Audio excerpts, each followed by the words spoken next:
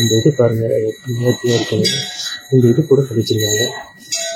இது உடைவாள், இது ஒரு மணி மாலை, இது கையில் வச்சிருக்க நாட்டு, அது பாருங்க இந்த குதிரையோட நாட்டு, இதோட இது இந்த பீடம், இந்த கையில் வச்சிருக்க வால், அதில் பார்த்தீங்கன்னா சின்னதாக ஒரு குட்டி அவ்வளோதான் இருக்கும். எப்படி நல்ல சிற்பம் பாருங்க, எவ்வளோ அருமையாக இருக்குங்க.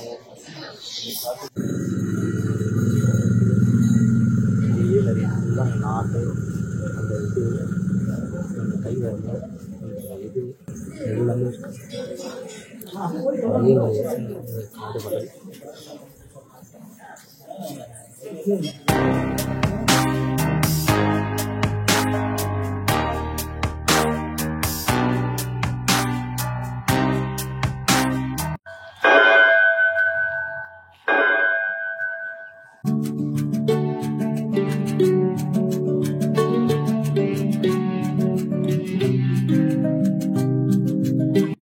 ஓம் நம சிவாய. அனைவருக்கும் வணக்கம். நான் உங்கள் பாலா. எல்லாம் நலமா இருப்பேன்னு நினைக்கிறேன். ஈசன் அருளால் வாழ்க பல்லாண்டு. இறையருள் நிறையருள் என்பது நமக்கு எல்லாருக்கும் தெரியும். அந்த இறையருளை தேடி நம்ம இன்னைக்கு வந்திருக்கிற ஒரு ஸ்தலம்தான் பவானி கூடுதுறையில் அமையப்பட்டுள்ள சங்கமேஸ்வரர் ஆலயம். சென்னை டு சேலம் ஹைவேல நிறைய வாட்டி வந்திருப்பீங்க. இந்த ஆலயத்தை பார்த்துருப்பீங்க, கடந்து போயிருப்பீங்க. ஆனால் இந்த காணொலியை பார்த்தப்பறம் நீங்கள் இந்த ஆலயத்தை பார்க்காம போக மாட்டீங்க. ஒரு நதி இல்லை, 3 நதி கூடுற இடங்க அது. அவ்வளோ வைப்ரேஷனோட இடம் இந்த இடம். ஒரு நதிக்கு அவ்வளோ பவர்னா 3 நதிக்கு யோசிச்சு பாருங்க. எவ்வளோ பெரிய விசாலமான பார்க்கிங் பாருங்க. எவ்வளோ இருக்கு, எவ்வளோ வண்டி வேணாலும் நிறுத்திக்கலாம். இந்த இவ்வளோ பெரிய பார்க்கிங். ஆமாம், இப்போ கோயிலுக்கு முன்னாடி வந்துட்டோங்க. நந்தி பகவான் வீட்டு இருக்கிறார் அழகாக. ஒரு காலை சட்டை தூக்கியபடி அவரை வணங்கி அவர் அனுமதியுடன் உள்ளே செல்ல வேண்டும் என்பதில் ஏறி அவ்வாறு செய்வோம். எதிரில் காண்பதுதான் ராஜா கோபுரம். 5 நிலைகளுடன் அட்டகாசமாக கம்பீரமாக காட்சியளி. வட இந்தியாவில் கங்கையுடன் யமுனை சரஸ்வதி 2 சேர்ற இடம் தான், அதாவது சங்கமிக்கிற இடம் தான் திரிவேணி சங்கமம். அலகாபாத்துக்கிட்டே இருக்கு. அங்கே சரஸ்வதி நதி கண்ணுக்கு தெரியத்தில்ல. அதே மாதிரி தான் தமிழகத்தில் பவானி, அதாவது பவானின்ற இந்த இடத்துல பவானி நதி, காவிரி நதி மற்றும் கண்ணுக்கு புலப்படாத அமிர்த நதி, முக்கியமாக கவனிக்கணும் அமிர்த நதி என 3 நதிகள் கூடும் இடம்தான் தென் திரிவேணி சங்கமம் எனப்படுகிற கூடுதுறை.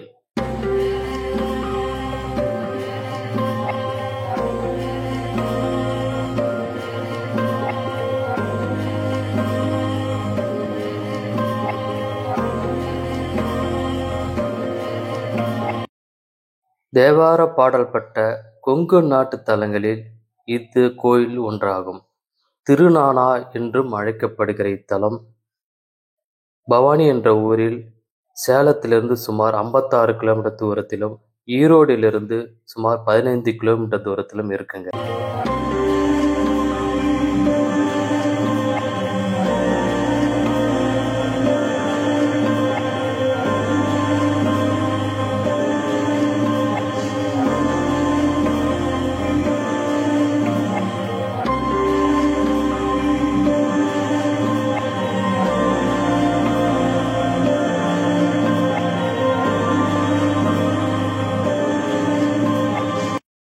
ராஜகோபுர நுழைவாயிலே இடதுபுறமாக கோட்டை கணபதி வீற்றிருக்கிறார். வலப்புறமாக சண்முகர் வீற்றிருக்கிறார். அதற்கு பக்கத்திலே இந்த பரமபத வாசல்னு இருக்குங்க. ஏகப்பட்ட சிற்ப வேலைப்பாடுகளுடன் அட்டகாசமாக காட்சியளிக்குது இந்த பெருமாள் கோயில். இங்கே பாருங்க சிற்பத்தை. இதை பார்த்து ரசிச்சுட்டே நம்ம உள்ள போகலாம். தென் திரிவேணி சங்கமம் எனப்படுகிற இந்த கோயில் 4 மலைகளுக்கு நடுவில் இருக்குங்க. சுற்றி பார்த்தா தான் தெரியும் உங்களுக்கு. அதேமாரி 3 நதிகள், அதாவது பவானி, காவேரி மற்றும் கண்ணுக்கு தெரியாத அமிர்த நதி, இந்த 3 நதிகளும் கூடும் இடமான கூடுதுறையில் உள்ளது. பாருங்க, இந்த ராஜகோபுர நுழைவாயில்ல சோழர்களையும் அவங்கவங்க திருப்பணி செய்த அவங்க மன்னருடைய சின்னங்களும் பொறிக்கப்பட்டு இருக்கு. அந்த காலத்து கோயிலுங்க இது. சற்று சிதைந்து இருந்தாலும் தெளிவாக தான் சிற்பங்கள்லாம் விளக்குகின்றன நமக்கு. இந்த தோரண நுழைவாயில் பாருங்க, ஒரே பாறையில் தேர்ந்தெடுக்கப்பட்ட இந்த தோரண நுழைவாயில் கண்ணை பறிக்குது பாருங்க. அதுவும் இந்த 2 பக்கமும் இந்த ரதம் மாதிரி ஒரு அமைப்பு இருக்கு பாருங்க, நல்லா இருக்கு. இதாங்க கோட்டை கதவுன்றது. முள்ளு முள்ளா இருக்கு பாருங்க. கோட்டை விநாயகர் பார்த்தோம். இப்ப கோட்டை கதவு பார்த்தாச்சு. இங்க பாருங்க, துவார பாலகிகள் 2 பக்கமும் இருக்கு பாருங்க. இந்த கதவுல செதுக்கியிருக்காங்க பாரு சாமி படமெல்லாம். ஒண்ணு ஒண்ணும். சரி வாங்க, நம்ம இந்த கோயிலுக்குள்ள போலாம். இந்த கூடுதுறையின் வடக்கரையில் சுமார் 4 ஏக்கர் பரப்பில் இந்த கோயில் இருக்குங்க. இந்த கோயிலுக்கு 2 வாசப்படி. நம்ம இப்போ நுழையிறது ஒரு வாசப்படி. அப்படியே பின்னாடி பக்கம், அது சைடில் ஒரு பக்கம் இருக்கு. அந்த ஆற்றுலேருந்து வரத்துக்கு ஒரு வழி இருக்கு. பாருங்க, காமிக்கிறேன். இந்த பக்கமும் வரலாம். இதுக்கு சும்மா கேட்டு தான் போட்டிருக்காங்க. ஆனால் இன்னொரு கோபுரம் இருக்கு. அந்த வழியாக தான் வரணும். அதுதான் ப்ராப்பரான ராஜகோபுர வழி.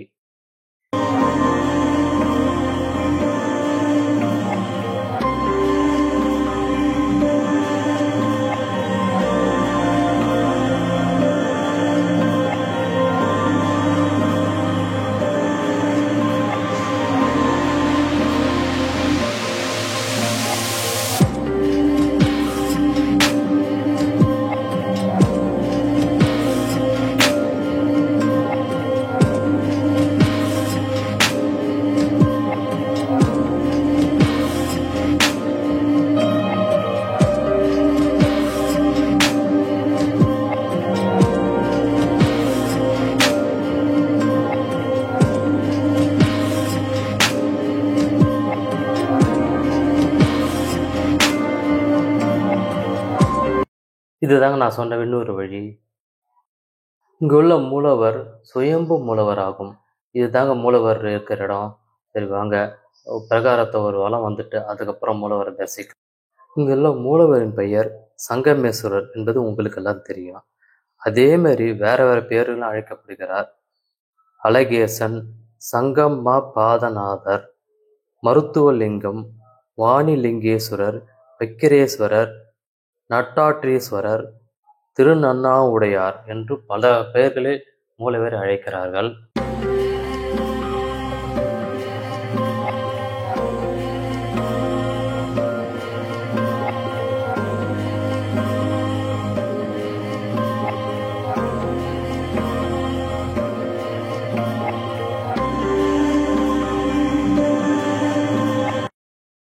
நாம் இப்போ தலவிருட்சம் கேட்டு வந்துட்டோங்க. இதுதான் தலவிருட்ச விநாயகர். இங்கே தான் தலவிருட்சமான இலந்தை உள்ளது.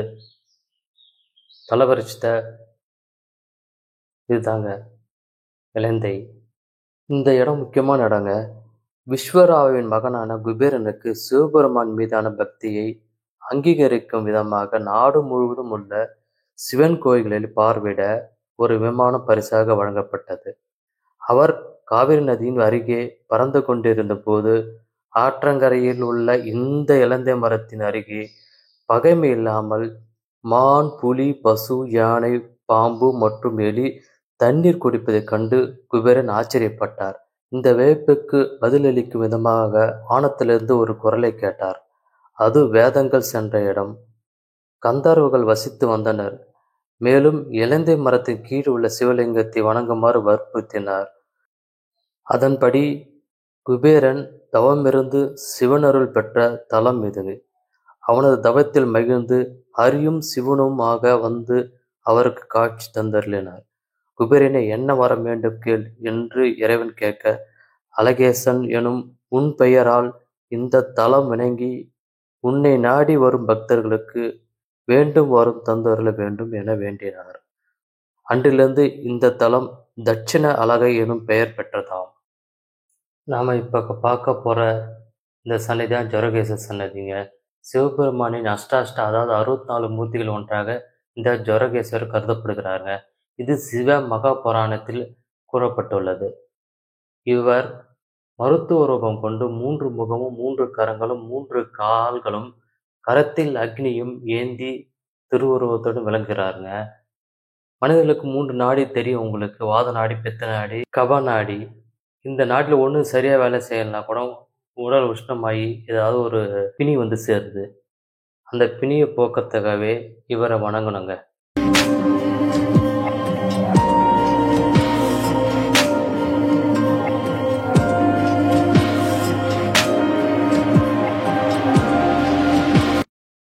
நாம் இப்போ சுப்பிரமணிய சன்னதிக்கு வந்துட்டோங்க.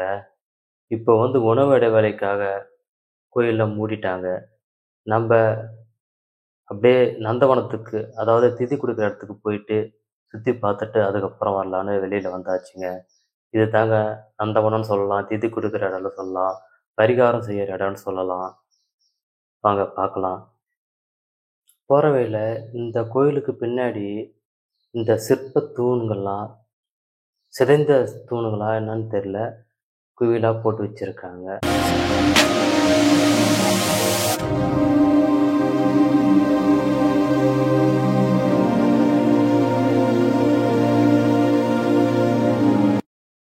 இந்த இடத்துல முக்கியமாக ஒன்று சொல்லணுங்க. அமிர்த லிங்கேஸ்வரர் சன்னதி இது தாங்க. அமிர்த நதின்னு ஒன்று சொன்னல, கண்ணுக்கு புலப்படாத அமிர்த நதி. அதுக்கு சாட்சியாக இருக்கிறவர் தான் அந்த அமிர்த லிங்கேஸ்வரர். இந்த அமிர்த லிங்கேஸ்வரரை அந்த அமிர்த நதியில் குளிச்சுட்டு வந்து வணங்கினா குபேர யோகம் கிட்டும், சகல செல்வங்களும் கிட்டும், சுபிட்சமாக பல்லாண்டு வாழ்வார்கள் என்று குறிப்பிடப்பட்டுள்ளதுங்க. தமிழ்நாட்டில் பல கோயிலில் திதி கொடுக்குற இடம் இருக்குங்க. ஆனால் இந்த 3 நதி கூடுகிற கூடுதுறையில் கொடுத்தா அது விசேஷம். இங்கே வருடம் 365 நாளும் பிஸியாகவே இருக்கும். திதி கொடுக்க தேவையான எல்லா பொருட்களும் இங்கே எப்பவும் கிடைக்கும். இங்கே வரத்துக்கு பஸ் வசதி ஏராளம் சொல்லலாம். 24 மணி நேரமும் கிடைக்கும். இங்கே திதி கொடுத்துட்டு பிச்சைக்காரங்களுக்கு சாப்பாடு கொடுப்பது ஃபேமஸ்ஸு. ஒவ்வொரு பிச்சைக்காரன் கையில் பார்த்தா ஊறுபட்ட சாப்பாடு பொட்டலம் இருக்கும். அதனால் உங்கள் வசதிக்கேற்ப கொடுக்கலாம். ஃப்ளைட்டில் வரணும்னு பார்த்தீங்கன்னா சேலம் அல்லது கோயம்புத்தூர் தாங்க வந்து வரணும். பவானி சற்று எல்லா வசதிகளும் உள்ள ஒரு விசித்திரமான ஊருங்க. இது நடுத்தரமான ஊரும் கூட. தங்க வசதிகள் ஏராளமாக இருக்குது. இந்த நதியில் பரிசல் பயணம் ஃபேமஸுங்க. நீங்கள் முதல்ல தர்ப்பணம் கொடுங்கன்னு நினச்சிங்கன்னா இங்கே வந்துடலாம். ஐயருங்க உங்களுக்கு தெரியாத சொல்லி கொடுத்து வைக்கிறாங்க. அதுவும் இல்லாமல் காரியமும் நிறையாவும் நடக்குது. இங்கே குளிக்கிற வசதி ஏராளம். ஏன்னா எப்போவுமே தண்ணி வந்துட்டு தான் இருக்குங்க. உடம்பாட்டும் வசதி எல்லாமே இங்கே இருக்குது. ஐயருங்களும் எனி டைம் கிடைப்பாங்க. அதனால் தைரியமாக அந்த இடத்துக்கு வரலாம். தர்ப்பணம் கொடுக்கறதுக்கு ஒரு சிறந்த இடம் தாங்க இது.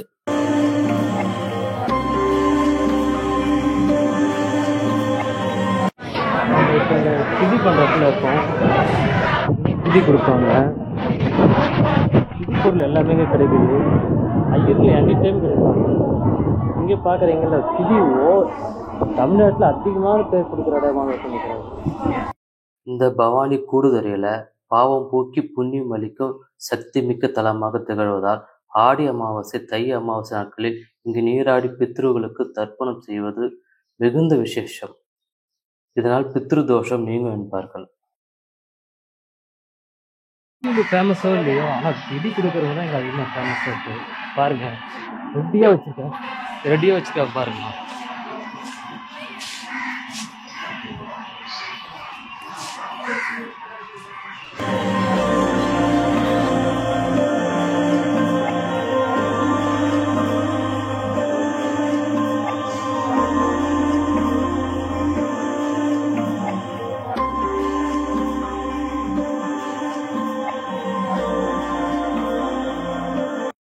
இந்த நதி அசுத்தமாக மாறிட்டு வர்றதுக்கு தான் சாட்சி.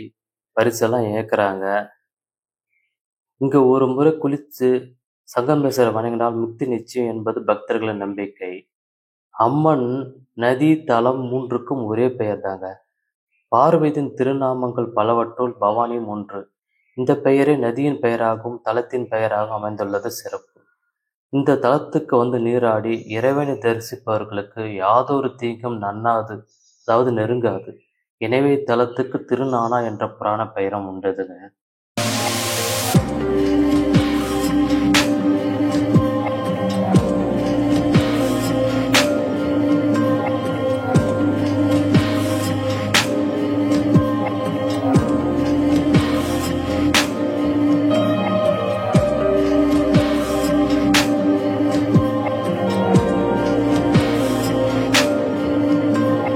இங்க பார்த்தீங்கன்னா, கழிவறை வசதியே ஏற்படுத்தப்பட்டுள்ளது. வாங்க உள்ள போய் பார்க்கலாம். சுத்தமா இருக்கா இல்லையான்னு. பரவால்ல ஓரளவு சுத்தமா இருக்கு. ஆனா ஒரு 6 டாய்லெட் தான் இருக்கு.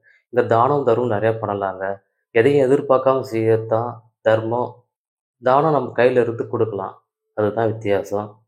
அவங்கவங்க மனம் போல இந்த தானம் பண்ணலாம். கோயில் திறந்துட்டாங்க. இதுதான் மூலவர் சன்னதி. உள்ளே போகலாம். இங்க பாருங்க அடியார் சிலைகள் அழகாக வைக்கப்பட்டுள்ளன.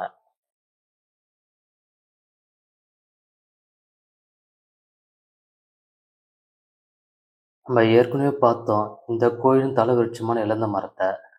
வேதமே மர வடிவில் வந்திருப்பதாக ஐதீகமாங்க அது. குழந்தை பாக்கியம் வேண்டுபவர்கள் இங்க வந்து தீர்த்தத்தில் நீராடி ஸ்ரீ சங்கம விநாயகரையும் ஸ்ரீ சங்கமேஸ்வரரையும் வழிபட்டு இலந்த பழங்களை சாப்பிட்டால் விரைவில் குழந்தை பாக்கியம் கிடைக்கும் என்பது நிச்சயமாங்க. இந்த சுப்பிரமணிய சன்னதி சோமஸ்கந்தருடைய அமைப்புங்க. இது ரொம்ப விசேஷம். இங்க வந்துதான் முருகப்பெருமான மனமுருகி பாடியுள்ளார் அருணகிரிநாதர். நம்ம இப்ப வந்து இருக்கத்தாங்க முக்கியமான ஒரு சன்னதி. அதாவது அம்மன் சன்னதி. இந்த அம்மன் சன்னதிக்கும் ஆங்கிலேயருக்கும் ஒரு தொடர்பு இருக்குன்னு சொல்ல நம்புவீங்களா? அதுக்கு முன்னாடி இந்த சிலைகள்லாம் கொஞ்சம் பாருங்க. இது யார் செதுக்குனாங்க, எப்படி செதுக்குனாங்கன்னு தெரியல. ஆனா அவங்களுக்கே ஒரு கோயில் கட்டலாங்க. அவ்வளோ அருமையான ஒரு சிலைங்கள்லாம் இருக்கு பாருங்க. பாருங்க.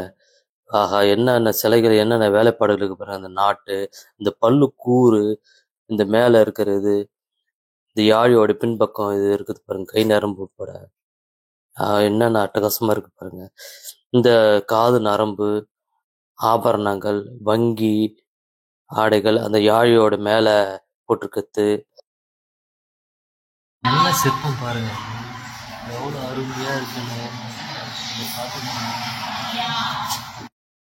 இந்த குதிரை சிற்பத்தை பாருங்களா. அதுக்கு மேல போத்தி இருக்கிற அலங்கார போர்வை, இந்த கால்ல கீ செயின் சொல்லுவாங்களா அந்த மாதிரி உடைவாள் எவ்வளவு தெளிவா இருக்கு பாருங்க. ஆபரணங்கள்லாம் இன்னும் சிதையாம அப்படியே இருக்கு. கையில வச்சிருக்க நரம்பு, அந்த கடிவாளத்துக்கு உள்ள கயிறு, அது முகப்பு, குதிரையோட அலங்கார முகப்பு, இந்த கிரீடத்தோட முகப்பு, என்ன அட்டகாசமா இருக்கு பாருங்க. இந்த வால் பாருங்க எவ்வளவு நேர்த்தியா இருக்குன்னு. அப்படியே மேல பாருங்களா, சின்னதா 1.5 இன்ச் தான் இருக்கும். என்ன என்னென்ன சிற்பக்கலை பாருங்க. அட்டகாசமா இருக்குங்க. உண்மையிலே பாராட்டக்கூடிய ஒரு சிற்பக்கலைங்க. இது பாருங்க கொண்ட இந்த பெண்மணி வழிபடுறாங்க அம்மனை நோக்கி. யாருன்னு தான் தெரியல. இது பழைய சின்ன சின்னதா இருக்கு. ஆனா செதஞ்சு போயிருக்கு. இங்க பாருங்க துவார பாலகிகள் 2 பக்கமும். இவங்கள பால்ல அபிஷேகம் பண்ணும்போது ஒரு பக்கம் ஒருத்தர் சிரிக்கிற மாதிரி, ஒரு பக்கம் ஒருத்தர் அழுவுற மாதிரி இருக்கு. ஒரு தூணு கூட சும்மா இல்லைங்க. அவ்வளோ சிற்ப வேலைப்பாடு இருக்கு பாருங்க. சேர, சோழ, பாண்டிய 3 பேருமே இந்த கோயிலை திருப்பணி செஞ்சிருக்காங்க. இந்த மண்டபத்தை மட்டும் ஏன் உருவாக்குனாங்க பர்ட்டிகுலரா இவ்வளோ வேலைப்பாடு அப்படின்னு தெரியல. அம்மன் சன்னதிக்கு மட்டும் இந்த ஸ்பெஷல் மண்டபம் இருக்கு. ஏன் மூலவர் சிலைக்கு முன்னாடின்னு தெரியல. இல்ல அந்த மாதிரி மண்டபம் இருந்திருக்கலாம், அழிஞ்சிருக்கலாம், சொல்ல முடியாது. சரி வாங்க நம்ம அப்படியே உள்ள போலாம். இங்க பாருங்க 2 பக்கமும் அடியார்கள் சிலையும் வைக்கப்பட்டு இருக்கு. ஆஹா! என்ன நேர்த்தியான சிற்பமா இருக்கு பாருங்க. குதிரை, அது கீழே உள்ள மனிதன், இது யாழி, அது கீழே உள்ள யானை. சோழர் கலை மாதிரி தெரியுது மேல பார்த்தா. இருக்கலாம், சோழர்களும் தம் பங்கு செஞ்சிருக்கலாம். மான் சிற்பம், சின்ன சின்ன சிற்பங்கள். 1804ஆம் ஆண்டு இந்த கோயம்புத்தூர் மாவட்டத்து கலெக்டரா, அதாவது வெள்ளைக்கார பீரியட்ல வில்லியம் கொரோன்றவர் இருந்திருக்காருங்க. அவர் இங்க வந்தப்ப பயணிகள் பங்களாவில் நைட்டு தங்கியிருக்காரு.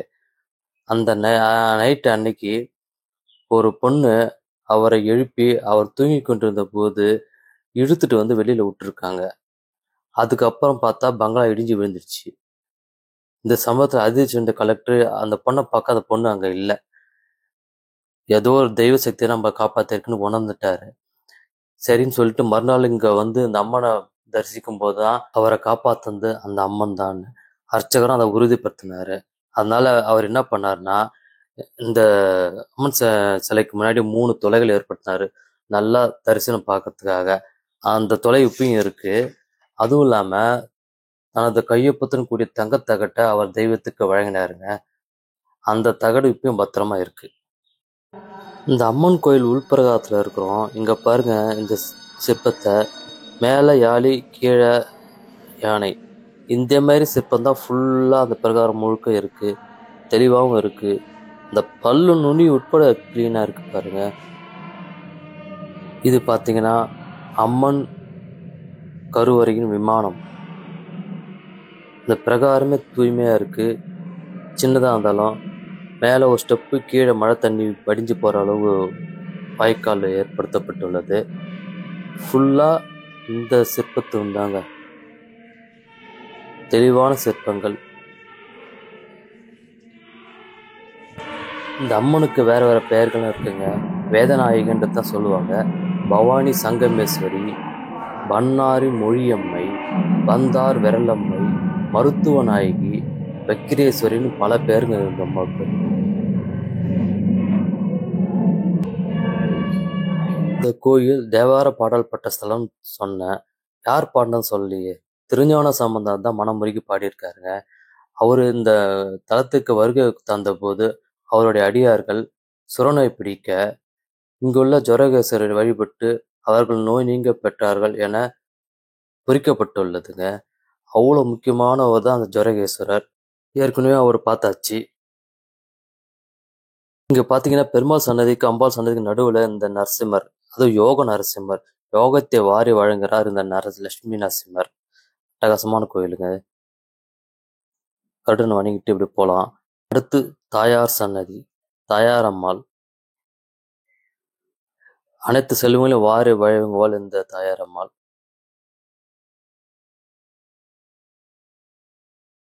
அடுத்து பெருமாள் சன்னதி.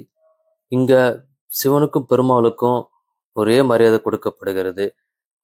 அதுவும் இல்லாம இந்த பெருமாளுக்கு பின்னாடி ஒரு பசுவோட சிலை இருக்கு. இந்த பசுவுக்கு 2 பக்கம் தலை இருக்குங்க. இந்த பசு சைவத்துக்கும் வைணவத்துக்கும் இடையிலான நல்லிணக்கமாக உள்ளது அப்படின்னு சொல்றாங்க. இங்க பாருங்க கல்வெட்டுக்கள்லாம் இருக்கு. தெளிவா தெரியுது, ஆனால் படிக்கதான் தெரியல. சிற்ப கலையெல்லாம் ரொம்ப பழைய தூணா இருக்கும் போல இருக்கு. இங்க பாருங்க சிலைகள் யாரை ஞாபகப்படுத்துது? கமெண்ட் பண்ணுங்க. இந்த கோயில்ல ஏற்கனவே பார்த்தோமே இல்ல, அமிர்தலிங்கேஸ்வரர்னு ஒருத்தர். அந்த கோயில்ல ஆவுடையார் மேல அந்த லிங்கத்தை வைக்கிறாங்க. அதை எடுக்கலாம் போலாம். அதாவது இப்ப ஆண்களும் பெண்களும் குழந்தை வர வேண்டுபவர்கள் இங்க வந்து அந்த லிங்கத்தை எடுத்து பூஜை செஞ்சு 3 முறை வலம் வந்துட்டு திரும்பவும் ஆவுடையார் மீது வைக்கிறாங்க. இப்படி செய்யத்தால குழந்தை வர கிடைக்கும்னு நம்புறாங்க. இது கோயிலின் தெற்கு நுழைவாயில் இருக்குங்க. இது பெருமாள் கோயிலின் கொடிமரம். இது கல் தூணுங்க. இங்க ஆஞ்சநேயர் சிலை வைக்கப்பட்டுள்ளது. பெருமாள் திருநாமங்கள் பொறிக்கப்பட்டுள்ளது. இந்த பெருமாள் கோயில் முன்னாடி இவ்வளோ பெரிய மண்டபம் இருக்கு பாருங்க. அட்டகாசமா நல்லா நிழலா உட்காந்துடலாம். எவ்வளோ பேர் வந்தாலும் சிறு விசேஷங்கள் ஈஸியா நடத்தலாம். கருவறை விமானங்கள்ல எவ்வளோ வேலைப்பாடு இருக்கு பாருங்க. நிறைய தகவல் நமக்கு தெரிவிக்கிறது. ஆகம் மிதிப்படி ஒவ்வொன்றும் ஒவ்வொரு ஸ்டேஜ்ல இந்த கட்டியிருக்காங்க. இதை பார்த்தா ஒரு சோழர் சிலை மாதிரி தான் தெரியுது. அவங்களோட தலைமுடி தான் அந்த அமைப்பு இருக்கும். எல்லாரும் கலாச்சாரம் எல்லாம் சேர்ந்து தான் செஞ்சிருக்காங்க. சோழர், சேலர், பாண்டியர் எல்லாருமே கலந்து தான் செஞ்சிருக்காங்க. நம்ம வந்திருக்கிற இன்னைக்கு வந்து சிவராத்திரிங்க. சிவராத்திரி அன்னைக்கு இன்னைக்கு விசேஷம். அங்க மேடையெல்லாம் போட்டிருக்காங்க. இங்க அந்த மண்டபத்துல முன்னாடியே ஒரு மண்டபம் இருக்கு. திருமணங்கள் நடைபெறும் மண்டபம். அந்த மண்டப தூண் தாங்க இதெல்லாம். இதுதான் அந்த மண்டபம். நிறைய விசேஷங்கள் நடக்கும். பிரம்மாண்டமா விசாலமாவும் இருக்கு. இது மேடை. நல்லா செதுக்கப்பட்டிருக்கு மேடை. திருமண வைபவங்களுக்கு ஏற்ற மேடை இது. பாருங்க, சிவராத்திரி ஸ்பெஷலாக மேடை போட்டு வச்சிருக்காங்க. நல்ல நேரத்துல நல்ல நாளா இந்த கோயிலுக்கு வந்திருக்கும். இது கோமாதாக்கள் வளர்க்கப்படுகின்ற தொழுவம். சூப்பரான கோயிலை தரிசிட்டேங்க. வாங்க அப்படியே வெளியே போலாம். நன்றி ஆண்டவா. இந்த கோயில் மூலவரான லிங்கேஸ்வரர் ஒரு சிறப்பு. பக்கத்துல இருக்கிற பெருமாளுக்கும் ஒரு சிறப்பு இருக்கு. இங்க நடக்கிற திதி பிரகாரம் பரிகாரன்றதெல்லாம் அதுவும் ஒரு சிறப்பு தான். முக்கியமா அந்த 3 நதிகளும் சங்கமிக்கிற இந்த இடம் ஒரு சிறப்பு. அது மாதிரி சிறப்புகளை அடுக்கிட்டே போலாங்க.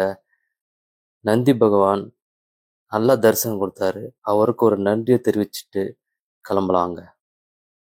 ஓ நம சிவாய. நல்லா சலிக்க சலிக்க திருப்தியா பார்த்தாச்சு இந்த கோயில்.